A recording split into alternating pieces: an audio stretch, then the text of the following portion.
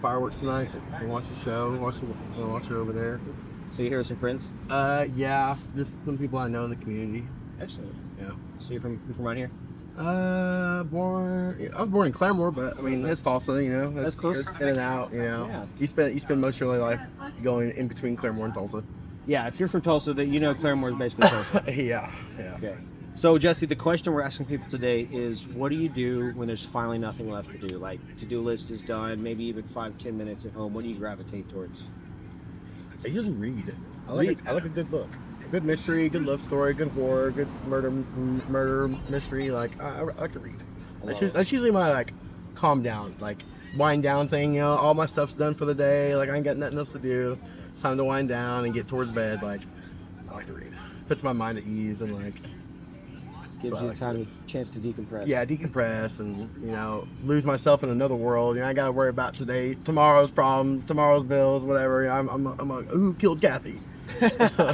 Was it with the steak knife in the kitchen or the bowling ball in the game room or something? Okay, so you're kind of the like you can picture it reader, like you fall into the story in your head. Yeah, it's like this. I don't know. You know what D&D is? Dungeons and Dragons. Yeah. It's called the theater of the mind. I love that. So that's how I've always employed it when I read. So the whole story. It's like a movie in my head, right? Basically. Oh, that's so interesting. You're the first person I've heard say it like that. It's like a movie in my head. That's how. Excellent. That's why I grew up. My mom handed me the first Harry Potter book when I was like 8 or 9, and I've loved it ever since. So there's this study in 2014 called the Shock Study. Have you heard of it? I have not. They put participants in this room alone for 6 to 15 minutes. Mm-hmm. No phone, no music, no book, nothing to distract themselves with, right? And the results they found were astonishing. Over half of the people participated chose to electrically shock themselves rather than complete the 15. Is that crazy? That's absolutely nuts. Yeah. Can they not go longer than however long without any kind of form of stimulation? Like, right. I could easily do that. I just start talking to everybody like, "Hey, I'm Jesse. What made you come do this?" And blah blah blah blah. And like, yeah. So you pass your I would time just interact. communicating. Yeah, I would just communicate, and interact. I ain't gonna stand in a corner and just sit and wait my 15 minutes. Yeah, it was actually a shock that the participants had agreed they would pay money to avoid previously. It was literally a shock. Right. And then so the crazy thing was they actually put them in the room with no one else. They were just by themselves. So so they couldn't even distract themselves with talking to somebody. What do you think would be going through your mind in that time, Jesse? I could still do it. I can still do that easily. I can meditate. Meditate. Oh wow. Meditate. Okay. But I can also keep myself entertained. I got you. Yeah, I would just think about something funny or like look at the room, study the room, or just meditate. Yeah.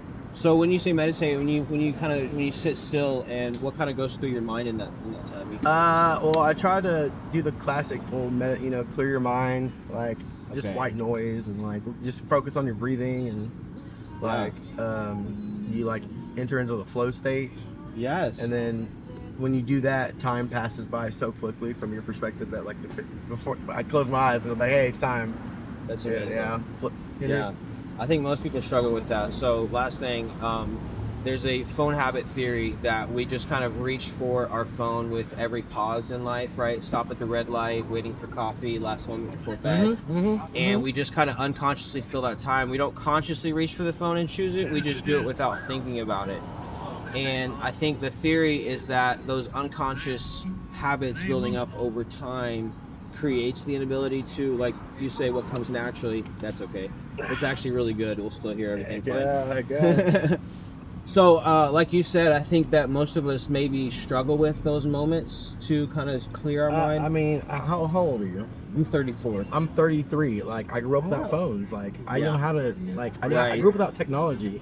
Like, my mom was poor. She worked 3 jobs to support me until we had more help from family. But, like, I grew up learning how to keep myself occupied. Like, go outside for the ball. I'm also an only child, so I didn't have brothers or sisters to, like, help me, like, play around and stuff. Sure.